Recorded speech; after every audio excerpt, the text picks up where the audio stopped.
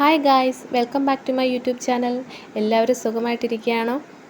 ഇതെന്താ ഇങ്ങനെ കിടക്കുന്ന ഒരു കണ്ണും പൊത്തി മുയലച്ചൻ?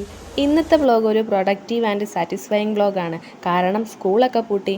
അപ്പോൾ നമുക്ക് ഇന്ന് പാർത്തമ്മോൻ്റെ റൂം ഒന്ന് ക്ലീൻ ചെയ്ത് റീസെറ്റ് ചെയ്തെടുത്താലോ?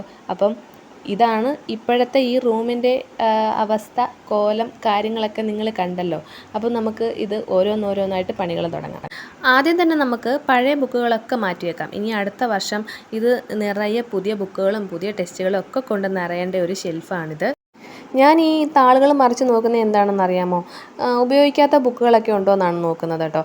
ഇത് മോൻ ഇപ്പോൾ പഠിക്കുന്ന സ്കൂളിലെ ഗ്രൂപ്പ് ഫോട്ടോയാണ്. അതെടുത്ത് സൂക്ഷിച്ച് വെക്കാമെന്നുണ്ടെങ്കിൽ അവന് പിന്നെയും കാണാമല്ലോ. അപ്പം ഈ ഉപയോഗിക്കാത്ത ബുക്കുകളുണ്ടെങ്കിൽ നമുക്കത് എടുത്ത് വെച്ചിട്ട് റീയൂസ് ചെയ്യുകയോ അല്ലെങ്കിൽ ഒന്ന് ആർക്കെങ്കിലും കൊടുക്കുകയോ അല്ലെങ്കിൽ വെറുതെ വേസ്റ്റാക്കി കളയണ്ടല്ലോ, അതുകൊണ്ട് പറഞ്ഞതാണ്. പിന്നെ അവൻ്റെ സ്റ്റഡി ടേബിൾ ഒന്ന് വൃത്തിയാക്കി അതിൻ്റെ ലുക്കൊന്ന് മാറ്റിയെടുക്കാമെന്ന് കരുതി. പിന്നെ ഇത് അവൻ്റെ കുറച്ച് ടോയ്സാണ് കേട്ടോ.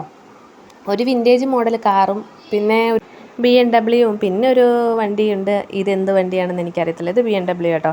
പിന്നെ ഇപ്പം ഒരു അച്ചടിരി കേട്ടില്ലേ അമ്മച്ചീന്ന്, അത് അവിടെ ഇരുന്നുകൊണ്ട് ഫുഡ് കഴിക്കുകയാണ്. അപ്പോൾ അവിടുന്ന് നീട്ടി വിളിച്ചതാണ്. പിന്നെ ദാണ്ട സ്പിന്നറും ഉണ്ട്. ഇതൊക്കെ അവൻ്റെ ഡിപ്പാർട്ട്മെൻറ്റാണ് കേട്ടോ. ഞാനിതൊന്നും കൈ കടത്താറില്ല, എനിക്കറിയത്തില്ല, ഇതിൻ്റെ ഒന്നും പേരുകളൊന്നും എനിക്കറിയില്ല.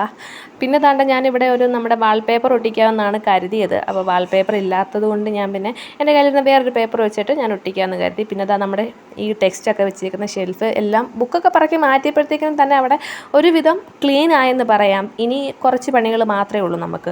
അവിടെയൊക്കെ ഒന്ന് എല്ലാം സെറ്റാക്കിയാൽ മതി. പിന്നെ ഈ വർഷത്തെ ലാസ്റ്റ് പേനയാണ് 2 കേട്ടോ.